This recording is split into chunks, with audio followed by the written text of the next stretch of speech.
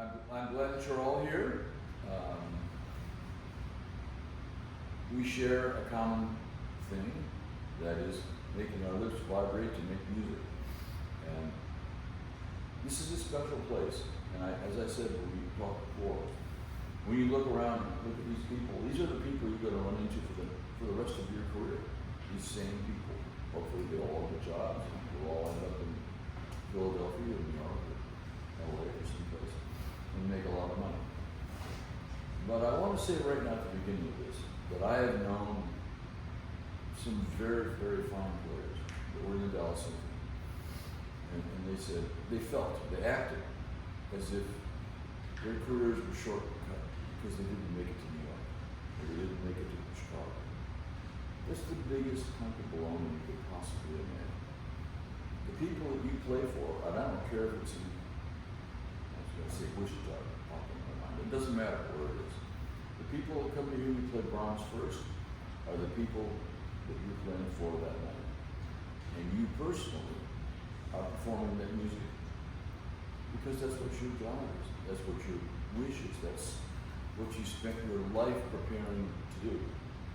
And you should embrace it.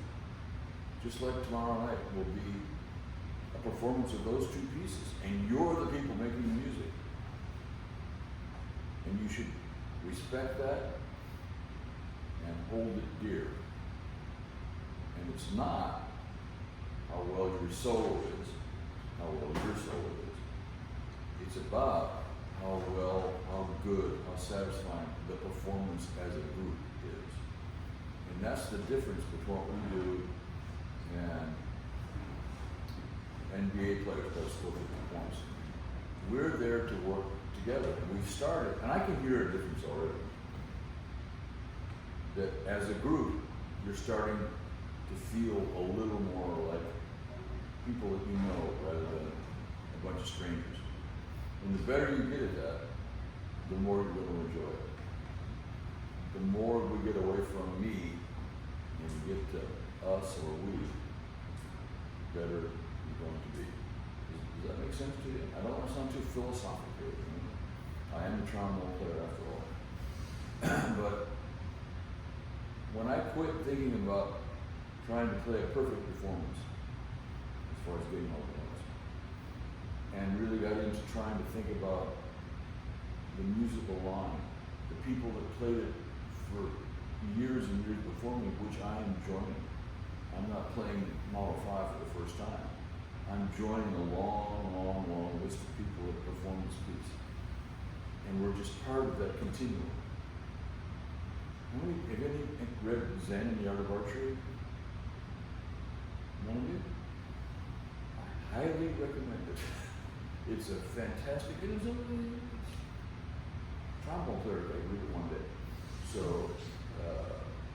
Zen and the Art of Archery, give it a shot. You're going to find that there's some stuff in there that may speak to you. Okay? All right, we've got these guinea pigs here that are being so gracious this week. Prepare some stuff to play. So, let's see.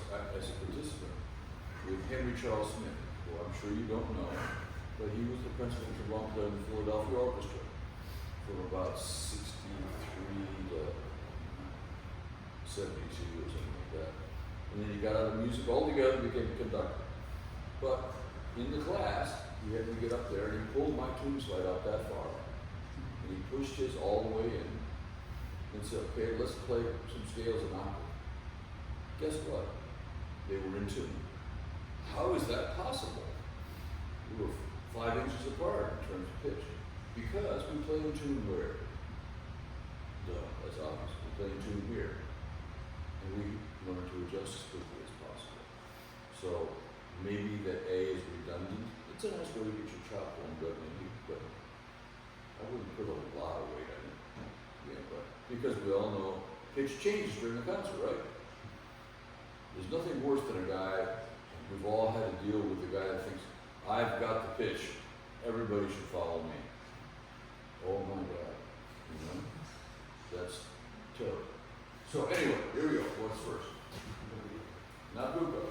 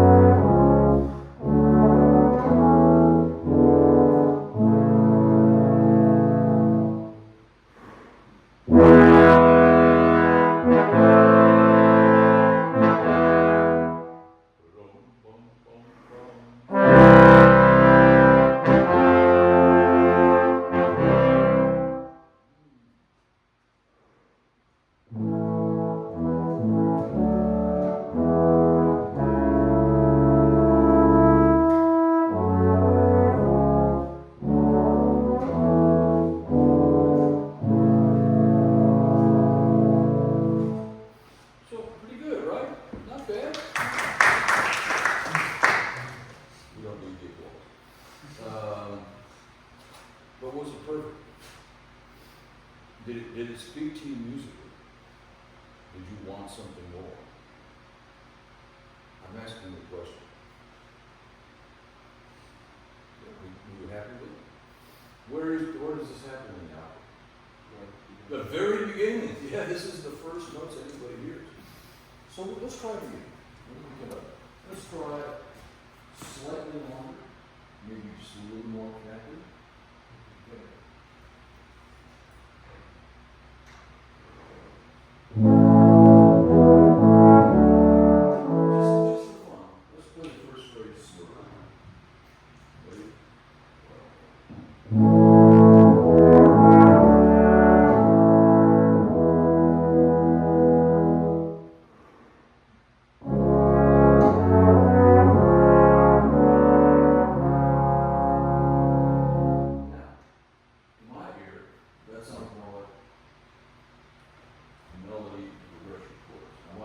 Same thing in articulate, but I don't want to hear B, da, da, B, B, B, B, do, do, do, do.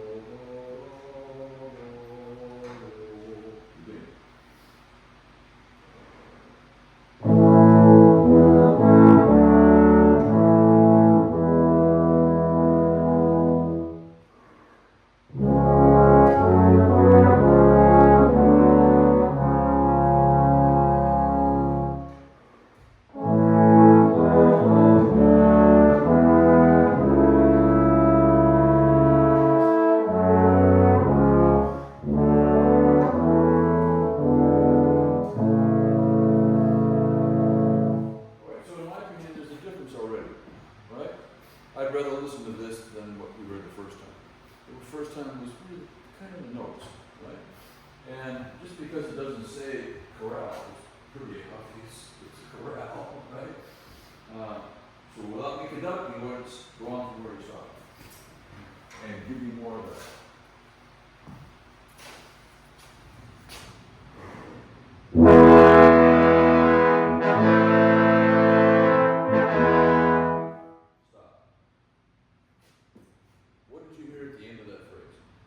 Did it maintain its intensity, or did it get sort of just got softer at the end of it? It got softer, didn't it?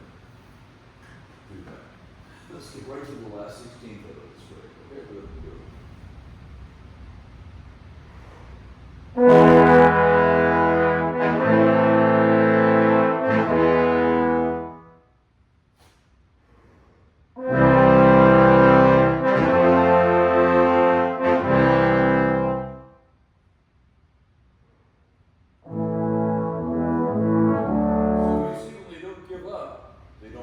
Show the next soft interest by making you continue on to the last note.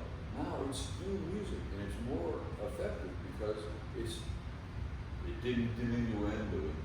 And we do that, I hear it all the time. Somebody has a something soft to play, and then they can do one with the phrase before it.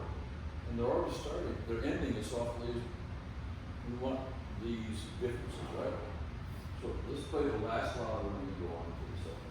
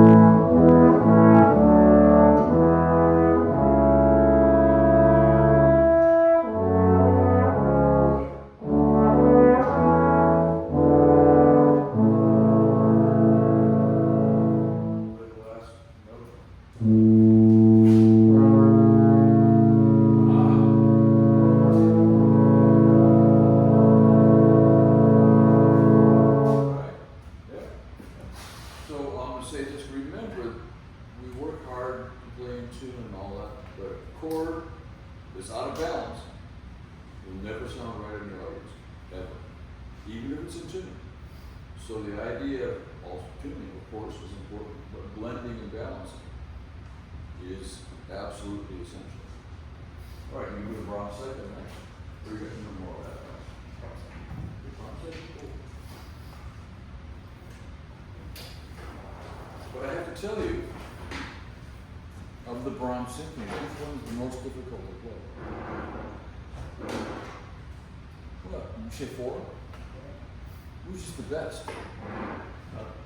I've asked a lot of conductors, which is the best Brahms symphony? Which is the most successful? What is the best Brahms? My opinion is three. I think three is amazing. And why is it not played? Because it ends soft. Yeah, but it's great music. But for me personally, Brahms first is the hardest. Why? One player, do you know why it's the hardest for trombone player? Why? So much rest that you have to do in such a, you have rest for the entire piece and you come in on a high note. Pretty much, yeah, we played like 6 notes before we played that. The chorale is in A major. Brahms Symphony, Brahms number 1 is in what key? C minor. So there are no A major chords in the piece until then. So you're sitting there, waiting for that to happen. And what I had to learn myself was that the flute ends D, E, C, A. I had to hear that interval in my head over, because I actually looked through the whole score, tried to see, God, is there any major chords in this piece that I can hear before I have to play that damn thing? And there aren't. So I had to listen to the flute and then learn to play my note in relation to that. Okay? Brahms second though. We're going to do the chorale of the week and just the end. Just the end. Just the end. Do you have the beginning? It's not on your little thing here? Yeah, we all Yeah? Well, let's see the opening chorale. Have any of you have watched the video of Carlos Kleiber conducting Brahms second? You must go find Carlos Kleiber conducting Brahms second with Gannon Allen. He's a famous conductor. And he starts it like this.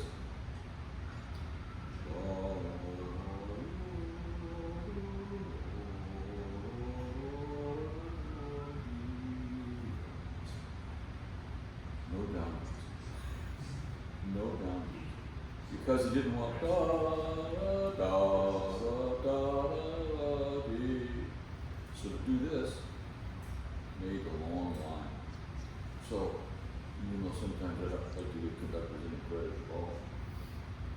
It makes a difference if you've got a guy out there that's saying, play this long, beautiful line. And when I watched him conduct it on video, I thought to myself, I've never played this piece. I've played Brahms second maybe 30 times or more, but I'd like to play this piece.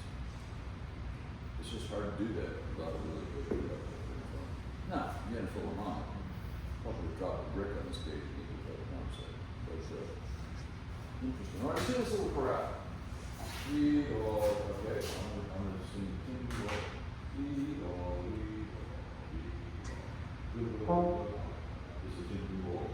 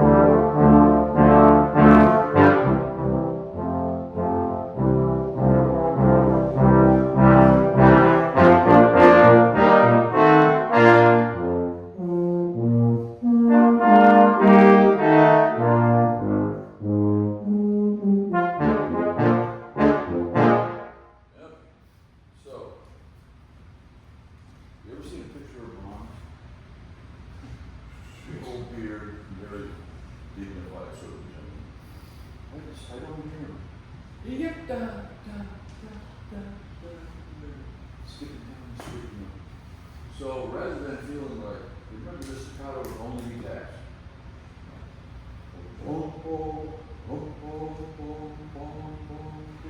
And E da da da, not da da da da da da da da. Show the beat, right? Sort of. I need 2 bars. Here we go. 1, 2, 3. And it's forte, yeah, right? 1 minute.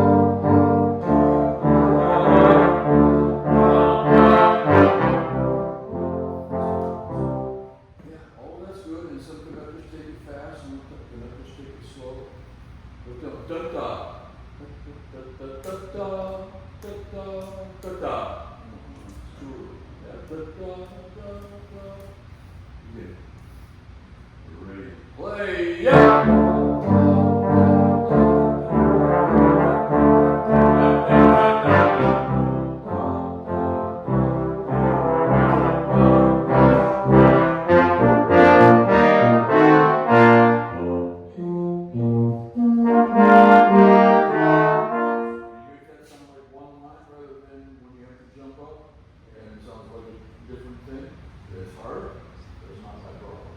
You do it well. Can we do the last line? The last line. Ready? Play. Okay, you know where it is. The last syncopated. You got it now? Okay, forget it. Back to the beginning. Ready? Go!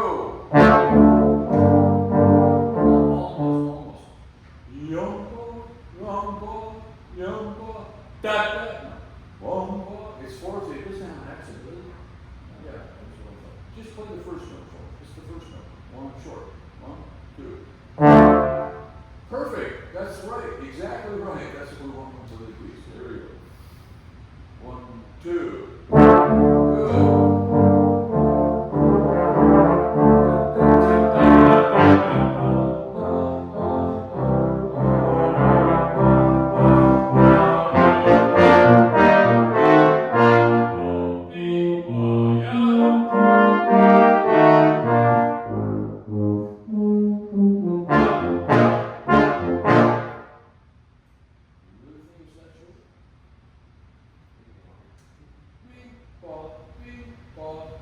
Yeah. So when you have in first book that F, F, G, G flat, F, right? You know what kind of chord that is? Okay, so we're all going to play 1, 2, 3, 4, 6, 7, right there, the 8th bar. It's all around here. How goes it, right? Gosh. You have bar rest, right? You played a whole bunch of stuff and then there's one bar rest. Yeah, so we're going to play the next measure. I'm going to give you each note. Here's the first note. Yeah.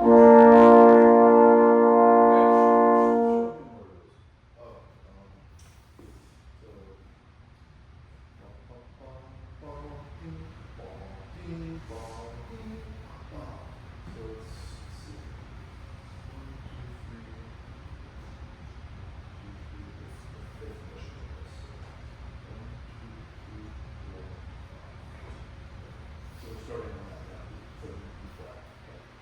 Okay, so each note. Here's the first note. Second.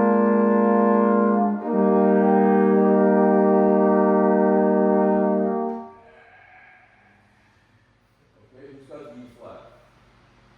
Play the E flat.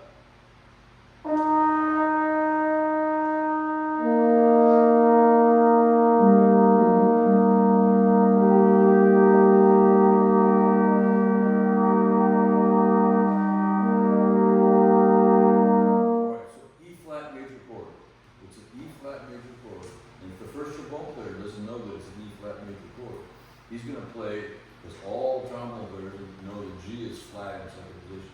So you're going to play up here. And that chord will be forever out of tune. And if you're in the finals of an audition and they ask you to play this little passage, you better know that that's the third of the E flat major chord. Okay? So let's play in time. Ready, go. After the E flat chord, we have the next chord. So play the E flat chord. That's right, E. Next chord.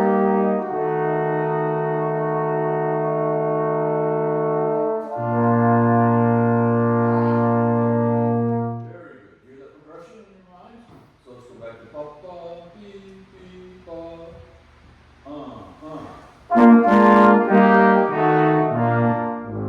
So there's a tune now, right? The first 2 times they played it was out of tune. And you hear a lot of, I shouldn't say a lot, you hear orchestras where this is out of tune. And it just drives me crazy. It just figures out that they didn't figure out that they're playing lovely chords. I mean, really beautiful chords, and they ring so great when they're in tune. Right? Let's go back and play the whole thing. I'm going to keep going, or we're going to stop and we get sent there for B. Let's keep going. Yeah. Okay, here we go. 1, 2, ready.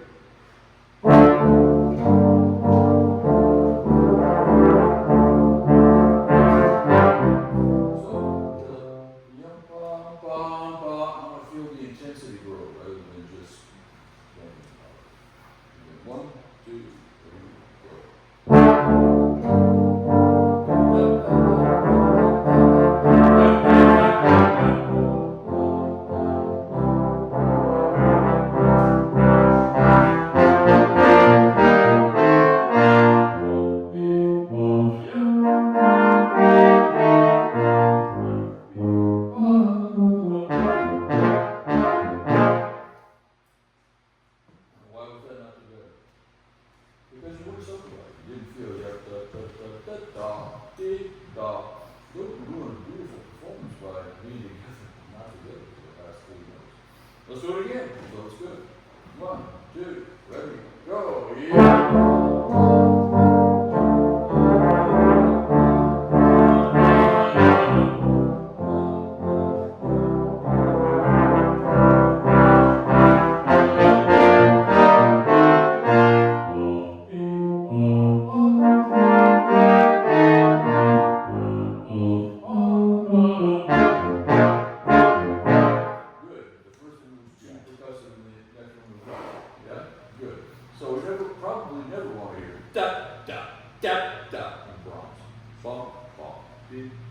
So you're never going to play Brahms like you would Mahler or Shostakovich.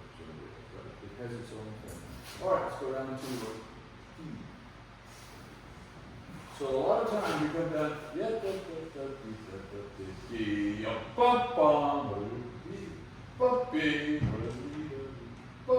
so don't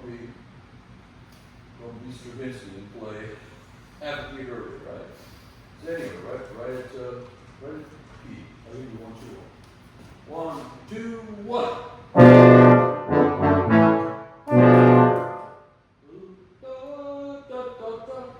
B, da, da, da. 1, 2, ready, 1.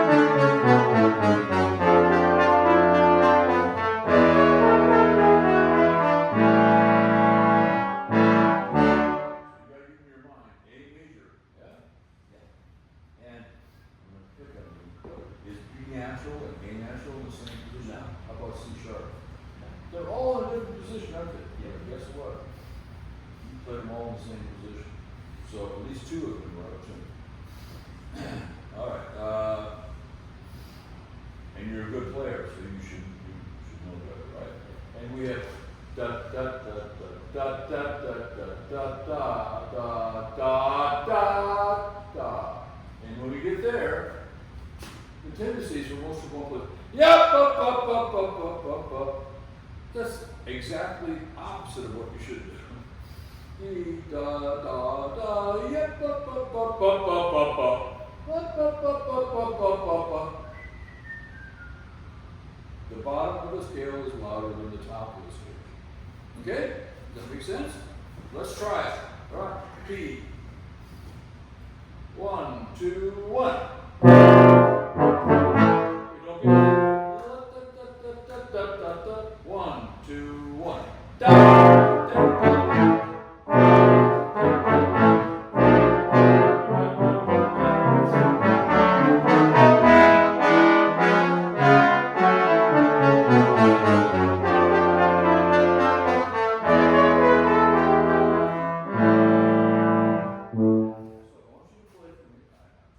Now you've got a little rabbit up here. He still thinks it's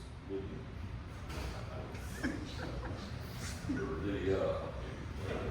Start on A and just play a scale, an A major scale up.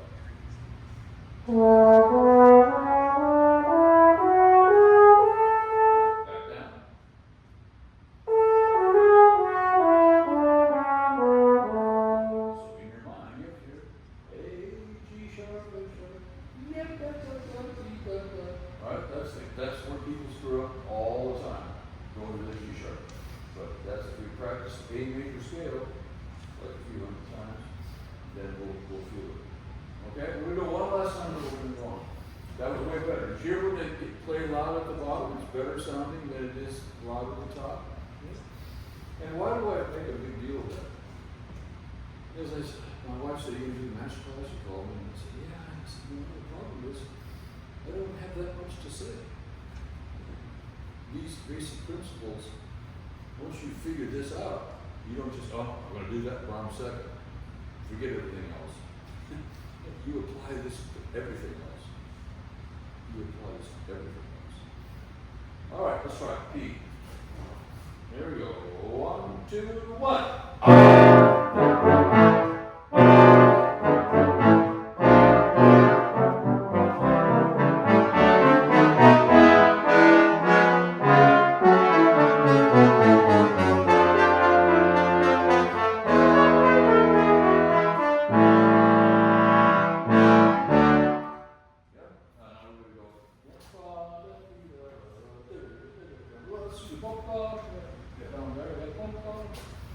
Ready, play. No, play the last chord. If you're a fraction sharp. Okay. Here we go. 1, 2. 1, 2, 2.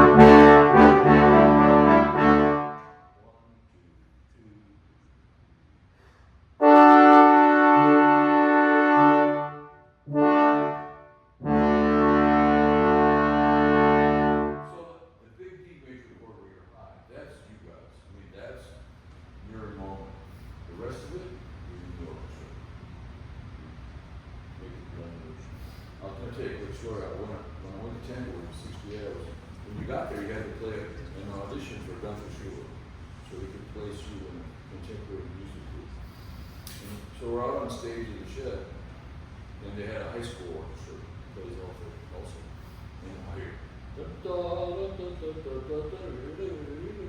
and second trombone player played an F natural, so it was a giant D minor chord. I thought Gunther Schuller was going to have a heart attack. It was hysterical. And it was fun to be there to see him have a heart attack. It was good. All right, anything else? Yeah, we have something fantastic. Oh, yes, that's fantastic. Oh, good, let's do that. We have both the excerpt from the March, the scaffold, as well as the final. The what? The final movement.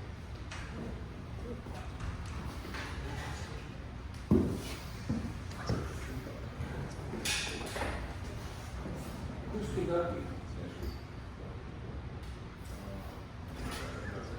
We played with, many times, but I played with Charles Dubois, who was really, really good at French music. He played Petrushka in the first half and Super Fantastic in the second.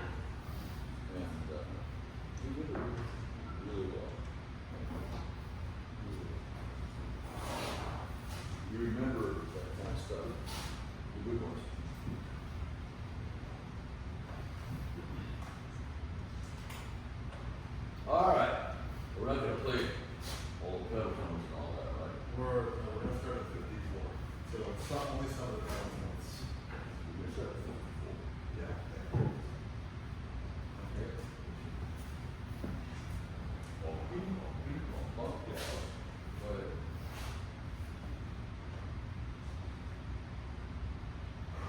First of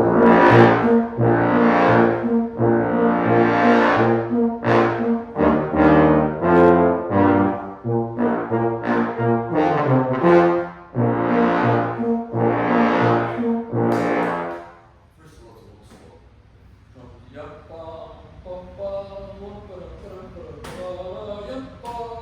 That's your tempo. One. There we go. 1, 2, ready, play.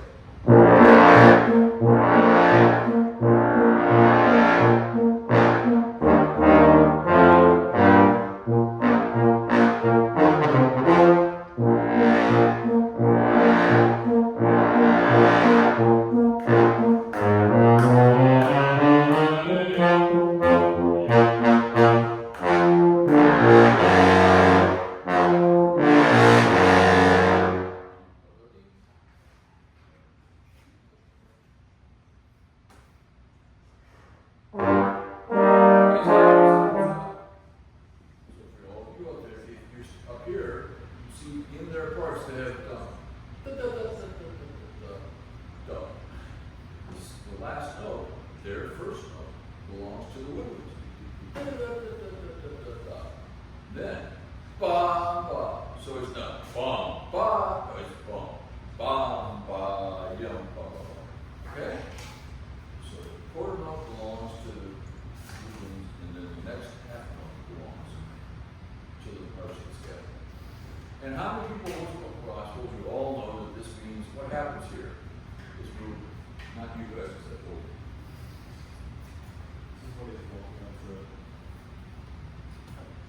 Isn't this where Berlioz like hallucinates himself about to be killed by a guillotine? well, I don't know that. Berlioz was a very, very odd guy. He went to medical school and supposedly was throwing eyeballs and stuff to the crows, you know. I suppose I also heard that he liked the marijuana a little bit too. Whatever, doesn't matter. But all you really know, the Martian scaffold's the guy trudging to the scaffold to have his head cut off. Rum. His head falls in a basket. So he's not in a hurry to get there. And he's not particularly happy.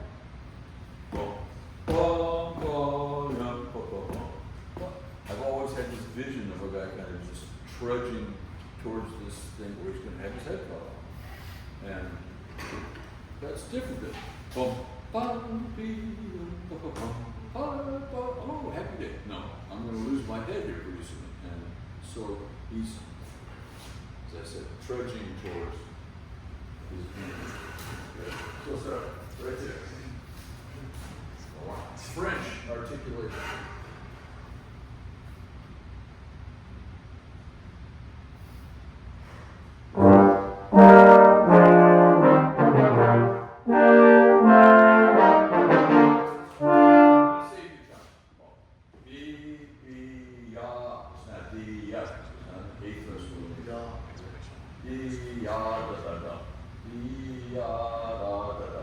Correct?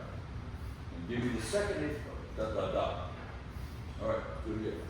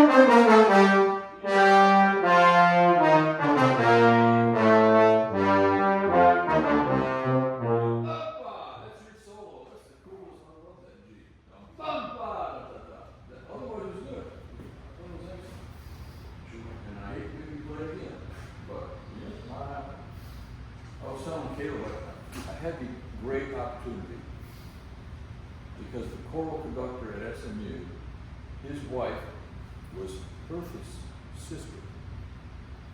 And so we kept telling him, next time Mr. Hurst is in town, please arrange for him to meet us and maybe have a conversation. Child, we'll buy him a bottle of scotch or whatever he likes. And so that happened. And he was standing outside the choral conductor's office there. And he walked up and Hurst. And I said, yeah, I know who you are. So we got in there and started talking to him about all these incredible stories of his career with you couldn't believe some of the stuff that happened back when he was a liner. And he said there was a thing that repeated difficult passages. There was some piece they were playing where the trumpet beep to a high note and held it as diminuted like that for a couple of minutes. And Reiner asked me to do it a couple of times. And then Reiner said to him, he says, how many times do you think you could do that? He said, well, I have till noon. I can do it until noon. Okay. I can do it. And he said when he auditioned for the Chicago Symphony, and he thought he was auditioning for associate. It was a winter day. Got there and his horns were all cold, and got in the hall, and got out there and they said, the guy said to him, the first excerpt I want to hear, bum-ba-dum-bee. What's the first thing you want to do to play? And he said, I'm kind of cold, so we wait a little while. And so he played another half hour or so, and then again he said, can you play this Fust or not? He said, well, take a big breath. Probably play that about as well as I ever did. And he said, you got the job. And his kid, he said, used to rag on him because, Dad, you never got a promotion. This is the only job you ever had. Okay, here we go. 1, 2, ready, go.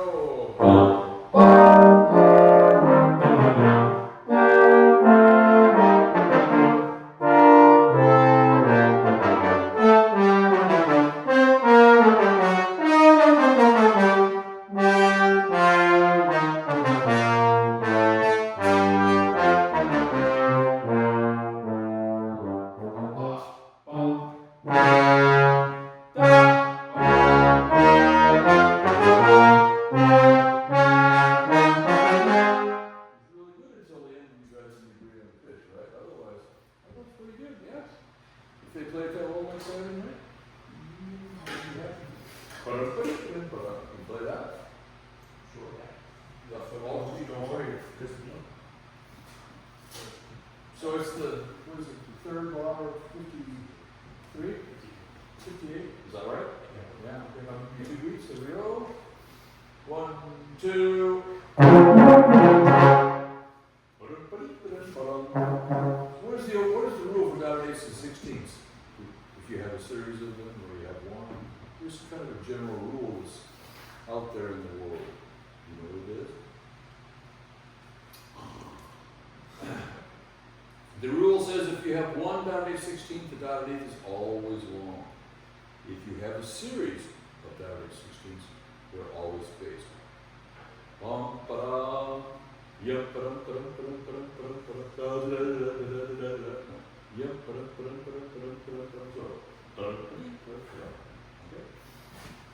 There you go, 1, 2 weeks. 1, 2. 2, 1.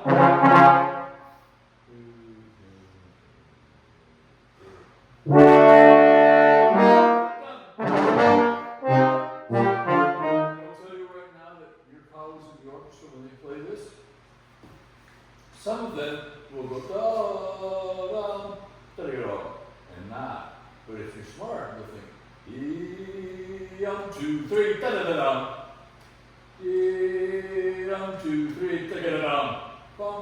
Okay, let's play that. You know what that is? 3 or 4. Here you go. Ready, go.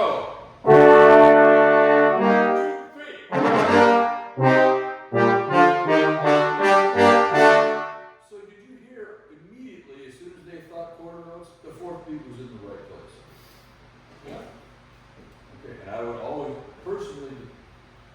was younger, I singled them faster. Da-da-da-da. Do-do-do-do. Do-do-do-do. I want the third triplet note. Do-do-do-do.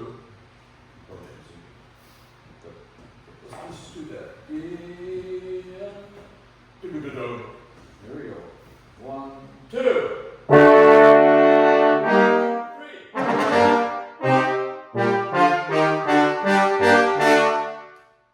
That's money in the bank. I'll take that right now. Good. All right. What else? For now. You're not. Let's just do a little bit of the bell that we go and chant. I know the second tube is out there in the audience. Let's go down to.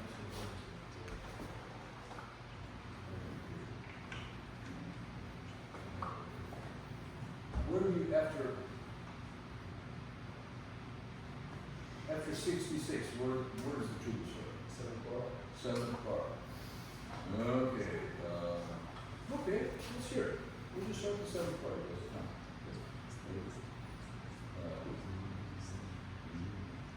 Ready? Go.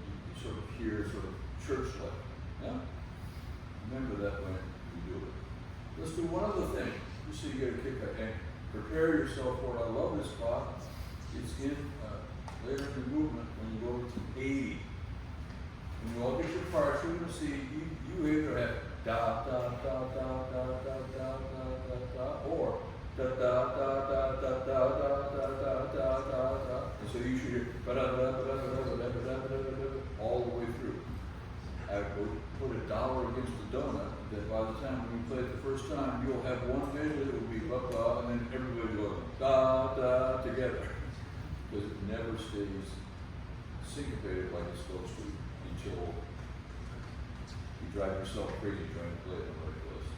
Okay, we're not going to do it now, but prepare yourself for the good times. How about do that? Let's start at 84. That's that over. 1, 2, ready, play.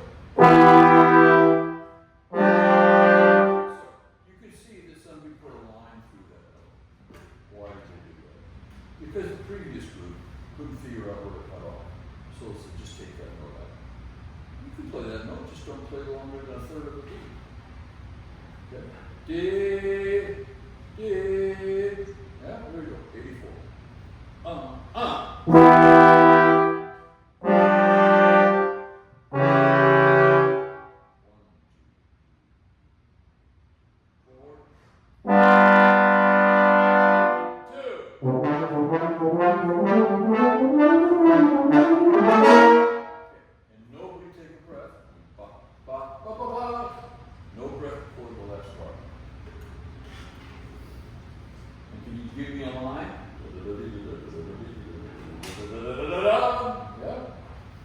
where does that start exactly? Before 55? 5 before 85. Okay, let's do that. 1, 2, ready, play. So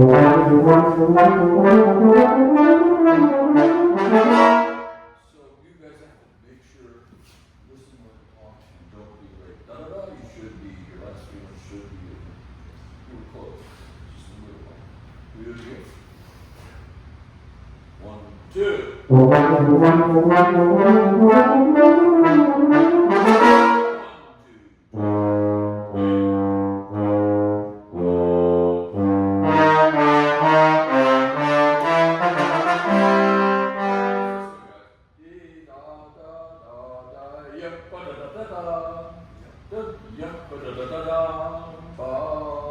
And then, instead of down 8/16, we have quarter eighths. You can try to play da da da da da da da da da da da da. You can do one. Yeah. Is it for this one? Yeah, don't play for this. Don't go for it. Even that's okay. One last time, the same place, that's better. 1, 2.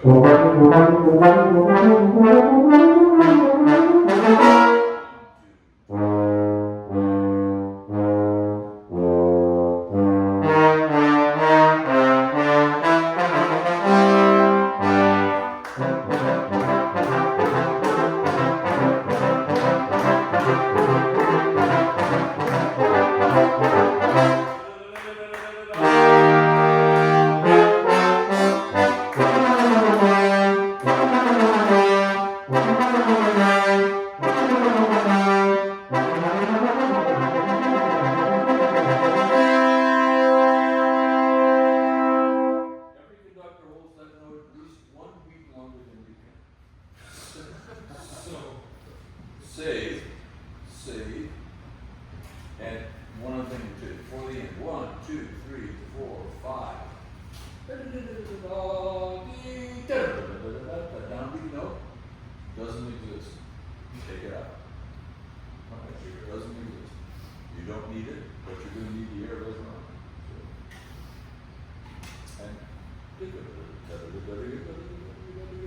And I used to do the I'd sneak a breath real quick. So at the end, I got the most air I can put out of anybody. Look at the trombone. So if you want to hear a good one, Schulte, I think, recorded in Chicago. And they must have spliced in the last note. Wah! Doesn't waver, doesn't get softer, it's just boom. I'm pretty sure it's stuck around. Although I did hear him play it live, and it was pretty good. All right, good. Yeah, excellent. What's next? People can play solo if you like. We don't have any other orchestral stuff. Okay. Nobody out there wants to play? I don't want to hear a French horn or trumpet play. We could play that. If you'd like, we can also play a boss or something chorale if we have that coming up on that list. You want to play? Do you want to play? I can play. All right, let's hear you play. After they play. There's a story about Baron's Woods. The people that don't know it, as she said, we sit for a long time and we don't play at all. So I went here to the Philadelphia Orchestra in 1964, played Brahms first. And the first trombone player was my teacher. And I was so nervous to hear him play. A little while, I knew he could play it, I just made me nervous to watch him wait. And wanted me. And so the third movement, Mr. Smith picks up his trombone and starts playing. But playing along, what happened? She saw it. And so after the concert, I went back to him. Beautiful, Mr. Smith. It sounded magnificent. I didn't know there were trombones in the third movement. So I play along with the cellos just to sort of keep my chops warmed up. And he said, we went on tour to Russia, we played it every night. And one night my chops felt really kind of good, so I didn't play those notes. Ormandy gave me a dirty look like I left something out. I never did that, but if you play Brahms first enough, It's like a little goose country, till for the long haul, but you don't wait for a long time before you play. There are certain pieces in the whole repertoire that have all these myths built up around it. Now, my first concert was in Dallas was Firebird Bolero. And so when you sit down in the chair and you hear every story that you've ever heard about somebody crashing and burning runs right through your mind, just like that. And you want to get rid of those. You don't want to have that as you get ready to play Bolero. The other thing is, all the solos, the two melodies that happen, end on what note? Even the one.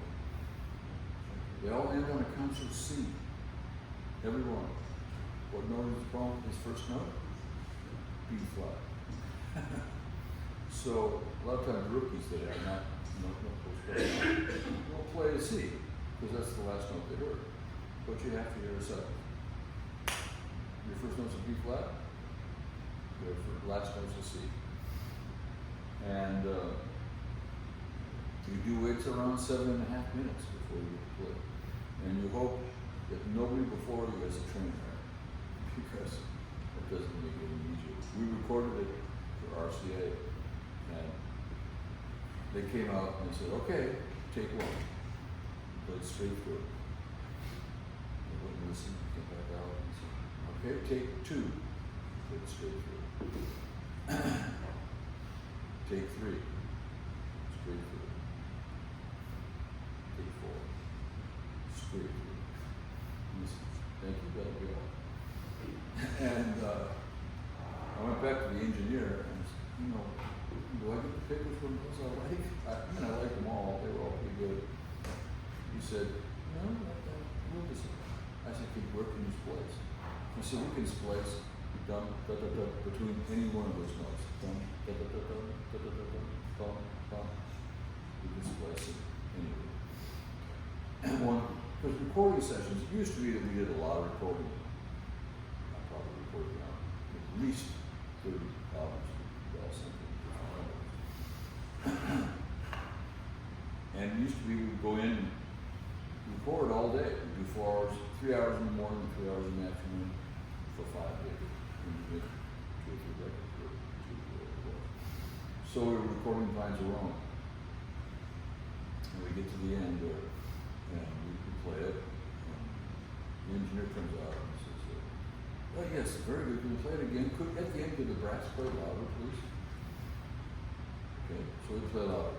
We come back out and say, listen, could the brass play as loud as they can? He said no tiles. So we played it again, we're all playing pretty loud. Comes back out and says, let's do it again, could the brass stand up? The fourth time through the Abbey way, trying to play as loud as you can, is not going to be better than the first one. But at that point, you can't say, I'm not going to do that. And you sort of try to do it. And it finally came out, but I'm not sure that it was that successful. I'm just trying to play as loud as you can. So what's the best recording of Brahms? Yes, all right. Anyway, Brahms first. Here we go.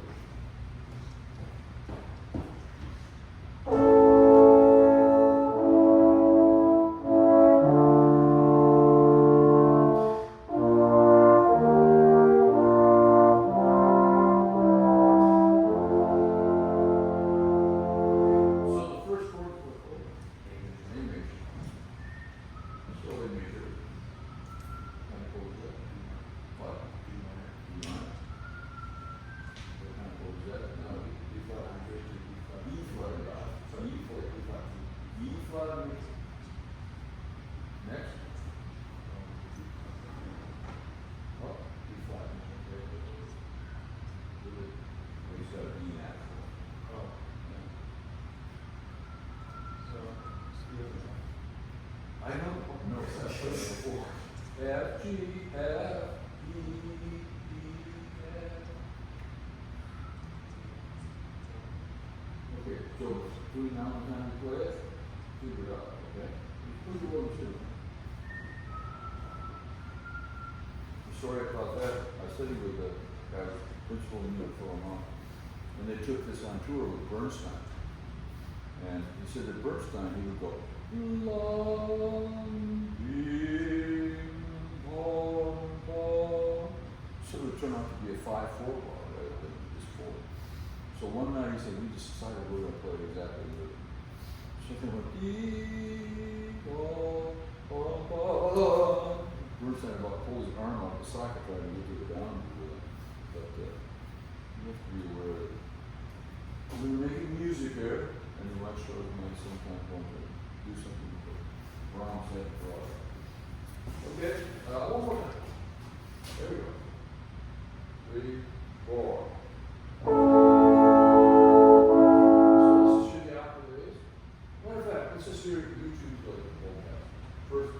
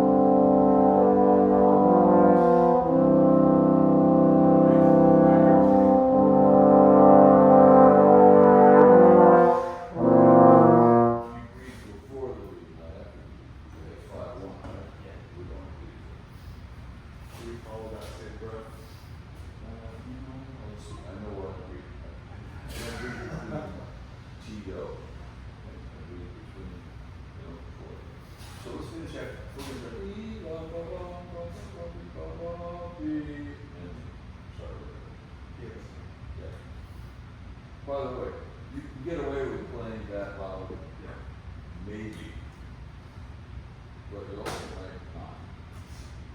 You might not. The first time, you all knew that one baby. His first concert with the symphony, we played this piece, and in rehearsal,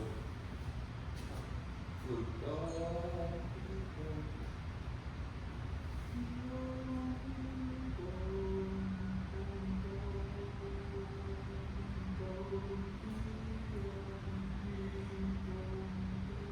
He didn't even blink.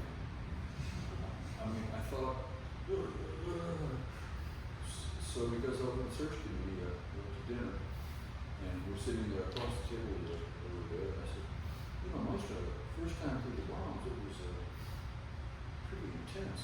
And he leaned up to the table and was listening very carefully. I thought that was him. Oh no! All right, let's after that. Here we go.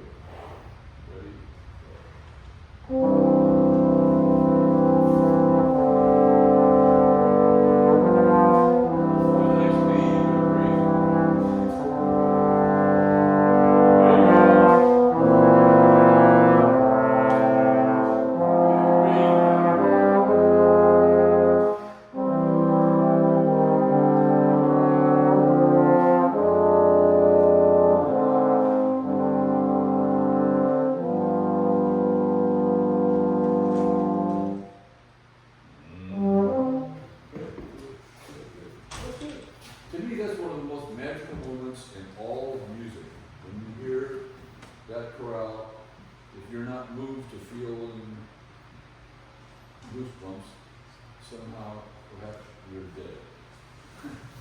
And we played with Kurt Mazur. Oh, he goes on after that. And he stopped and he said, oh, my friends in the chair, my good friends, you must be dead inside the building. I know that you can do that. Let's do it again.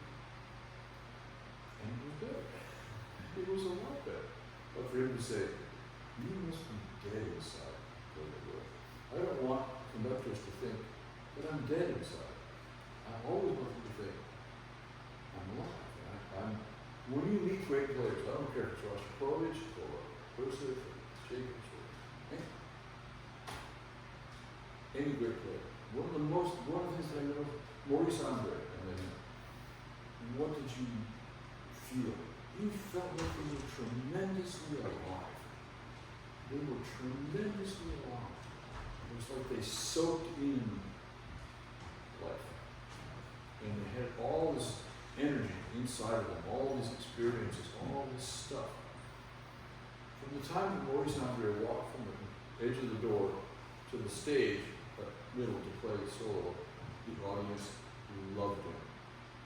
They loved him because he exuded this sort of just wonderful energy, you know? And you've all seen colleagues, we've all seen orchestras we look back, they're playing, and then you see somebody who's alive, and you think, what's wrong with this guy? You know, because we're playing great music here. Can't you be alive? And Gunther Schuller used to rag about it all the time, that the Boston Symphony players made them acted like they were bored to death. Not always, but you get that point. It's a great orchestra, don't get me wrong. Great orchestra. But I'll go back to what I said before. When you meet great personalities, I don't care whether it's an athlete, or a cellist, or a conductor, the ones that are really amazing are the ones that feel so alive. And when you're in an orchestra for a long time, you have this great opportunity to hear your colleagues play. You have the opportunity to play great music every day. And you should be responsible to drink in what you hear of your colleagues and to absorb that into your music making. If you hear somebody play something beautiful, I don't care if it's marimba, maybe not, but almost any other instrument, and you say, that was beautiful. Well, that's not enough. That's not enough. Why was it beautiful? And what can I take from that to put into my playing? My wife is a violinist, fourth chair, well, something. She's 80 times the musician I am. When she plays the first time, it's musical. Right off the bat, it's musical right away. I have to work at it. I have to think about it. I don't care as long as we get there. As long as we get there. If you're a great musician just naturally, good for you. But don't sit there. I've heard people play here that have had beautiful things to say. Just the student, not the faculty, just the student. Take advantage of that. Like they're just playing the stuff. Some of the stuff sounds really good, right? Why did it sound good? Lucky? No. You get my point? Am I talking to the wall? Okay, good. Anything else we're done? That should be it. Yeah, no, should be it. All right, let's do it. Thank you, guys. Very well done.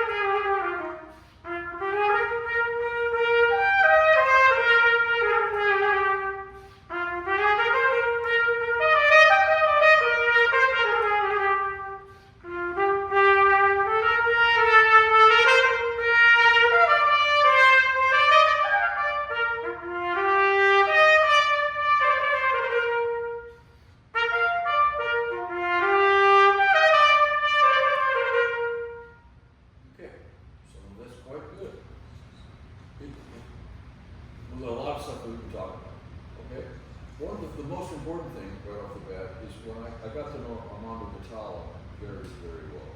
You all know who that is? Anybody not know who that is? He was principal trumpet at the Boston Symphony. And he said in Masterclass, he says, everybody trills great, but a lot of people don't end the trill as beautifully as they started. And you had at least two that were not so beautiful, right? So make sure, you should actually count, 3, 5, whatever it is, and do it the same every time. Yeah? And always, put it all, however you're going to end it. End it as beautifully as you started. Okay?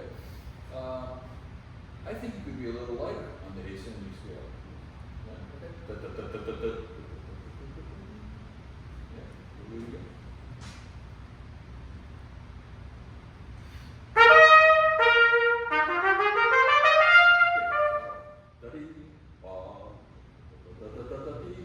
So kind of a mostly built on this. We're going to give up a little. Come back to the dynamic just a little bit and keep your tongue as pointed as you possibly can. Really good.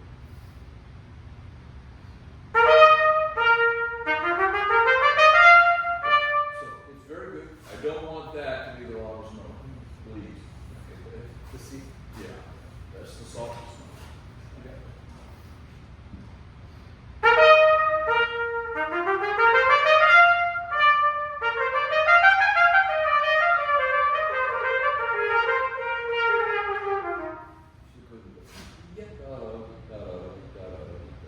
So it's like da, da, da, da, da, da, da, and we always go. When you have two notes that are the same, surrounding a note that's different, the different note is always the one we want to pick. Always. Dee da da da da da dee da da dee da da da da da. This was way better. Yeah.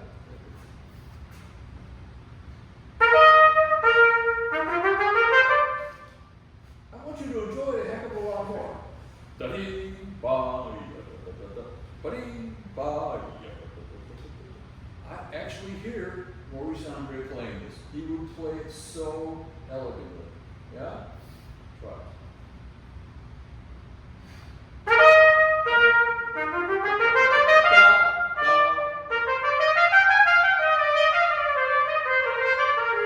So you got bogged down just a little bit. That first note should be like every time. Yes? Yeah. Beginning's way better. Really good.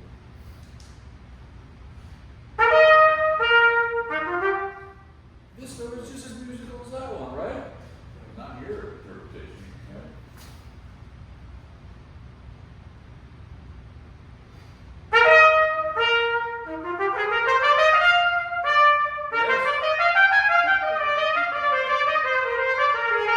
I'm going to be every note a bad suit, I'm sorry.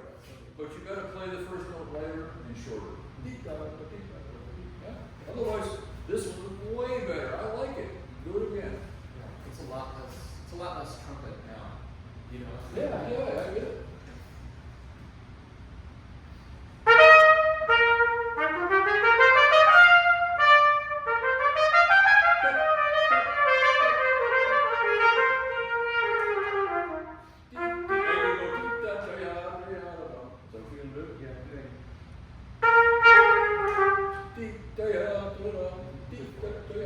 That's fine. Right? Don't slur this note into the trill. Make sure we hear the beginning of the trill. Yeah, don't slur into it. How's that? Okay? Try it again.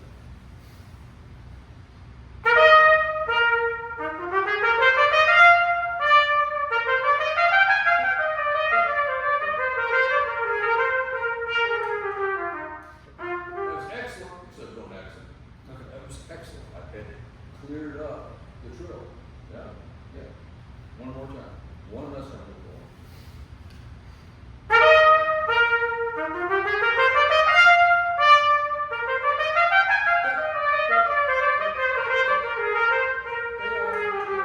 Good. Yeah. Dee da da da da da da da da da da da da da da da. Right there. Bum, bum.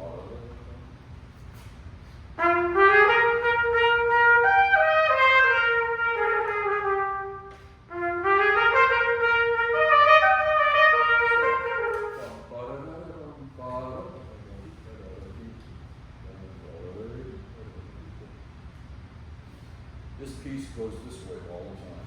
It never goes this way. Correct? Correct. Yeah, okay. This one.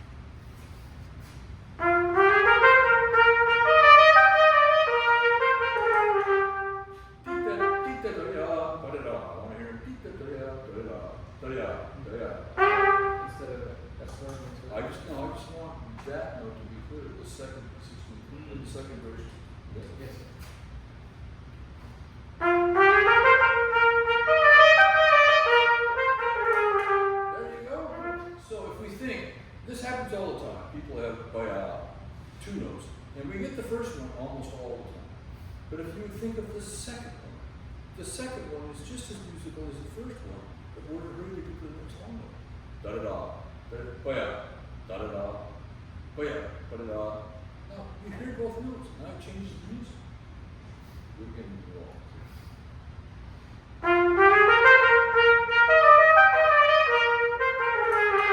Good.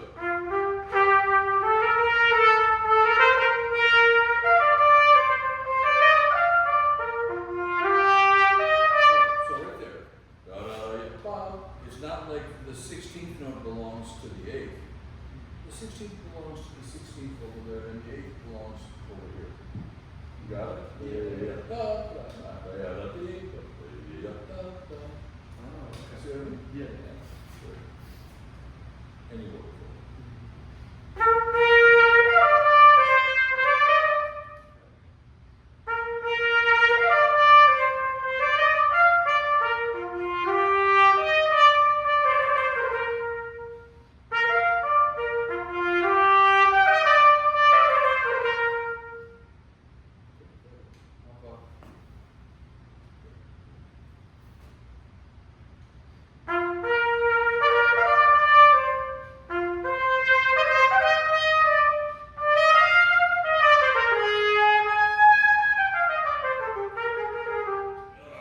So good until the end, right? Yeah, okay, good. Stay light.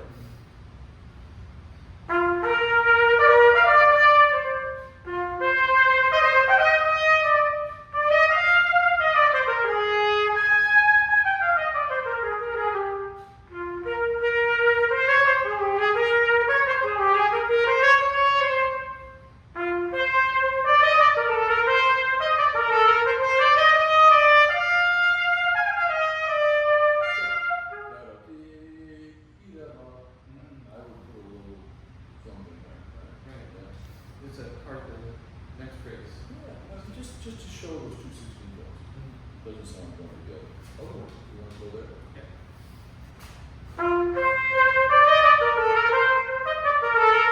Start there again, and don't make it sound like da da.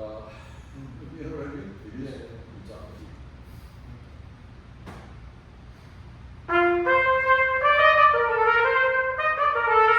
Very good. But be spicier if you got the note shorter, like it says. Da da dee, da da da dee, da da da da da.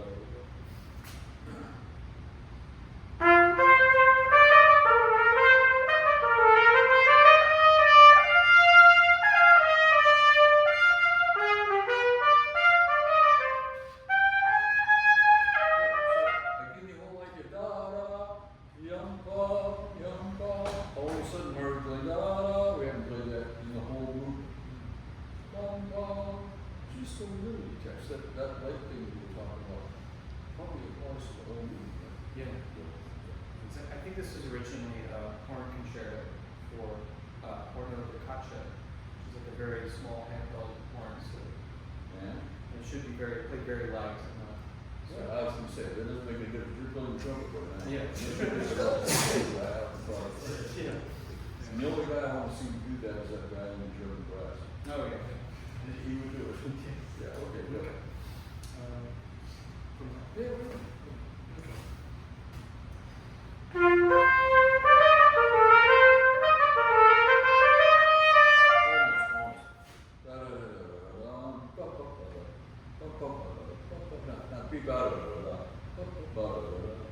There's more little, it's like a sentence that's not wrong.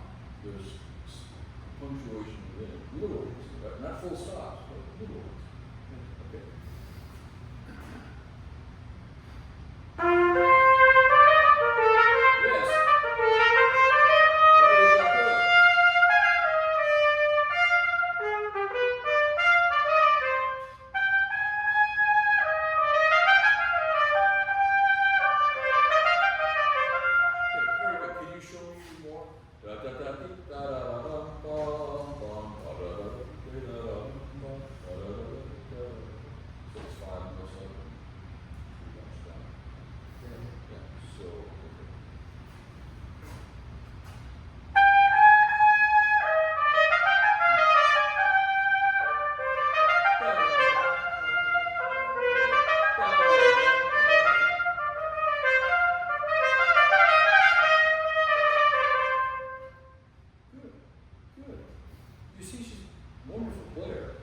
player. But when we add spice to it, it's like if you have a meal of pasta and you just put butter on it.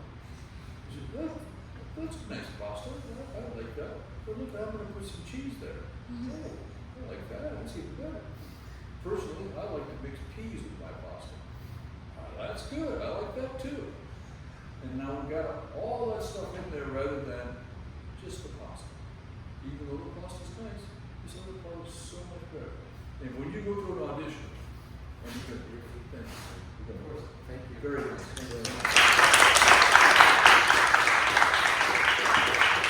I've sat on dozens and dozens of audition committees.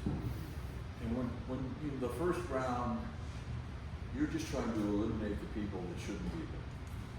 Nobody gets eliminated from the first round that's a great player. It just doesn't happen. Because every committee wants to hear nothing but great players. They want the decision to be so difficult, they don't know what to do.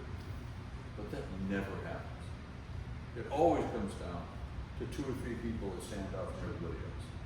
Every single time. And what is it about it? Well, if you don't play in tune with a good sound, in rhythm, proper style, well then you shouldn't be there. But a lot of people don't know they shouldn't be there. Okay, that's fine. They should. They should know that. But once you get past that, you're down to 7, then you're down to 3, down to 2, whatever it is. What tips the scale? It's the person that does the stuff we were just talking about. That brings something to the table that you say, oh, I can play with that guy or girl, whatever it is. The extra stuff, the music part. When you hear a great musician play, you know it immediately. It's not like you got to hear him play 10 minutes. You hear him play 45 seconds and you think, okay, this is going to play. And how do we get that? Because we have to listen. We have to, just what I talked about, absorb, take it in, think about it. How can I do something about that? I've been so fortunate, whether it was to hear Tony Bennett sing live or Ray Charles. I mean, this first time I played Ray Charles, I thought, wow, this guy is cool. This is great stuff. And the first time you play pieces that you've held dear, first time you play pictures for real, you know, somebody's paying you to do it. Hopefully, you've got an idea. You know how that opening promenade, everything about it, articulation, weight, length, intensity, color, everything. Or you probably shouldn't be playing. And to do that, you have to invest yourself to an extraordinarily high degree. This is not about how well your teacher teaches you. It's how well you learn from life, experience, listening, absorbing, thinking. How do we learn everything? Imitation, trial and error. We imitate something we've heard, try to do it, we fail, maybe succeed, try again, different imitation, and that changes over time. That changes over time. When I first started being aware of string playing, which was right away, trust me, I wanted to be a trombone player. I didn't care about Oistrakh at all. But when I heard Oistrakh the first time, I thought, wow, this guy can really play. I love the way he plays. And then I heard Heifetz, and I thought, oh, this is pretty good too. There's some stuff in here that I really, really like. And I began to, and the thing that changed my life, really, I gotta tell you, and I encourage the trombone players, I encourage all of you. I had a friend that says, you want to hear this singer, you want to hear this tenor, you want to hear him. His name was Fritz Wunderlich. Wunderlich. He died young. To me, for me, the greatest tenor ever. I mean, it's just knocked my socks off. I made a recording, a 90-minute tape, cassette tape, and put it in my car, and listened to it every day for a month on the way to work. The only thing I listened to was hearing him sing. And it changed my life, thinking about the way I wanted to produce sound. I wanted to sound like that great tenor voice. And that applies to any number of people and things out there. So all I'm asking you to do is to unlock your possibilities and think about all the things that you could absorb and take in and process and make it part of your plan. And if you do that, you will get better. You will get better. And being here, you already can play it. You wouldn't be here if you couldn't play. So take advantage of this opportunity, learn from your colleagues, listen to as much as you can, and then practice. So, thank you. Enjoy the time. Any questions? Sure.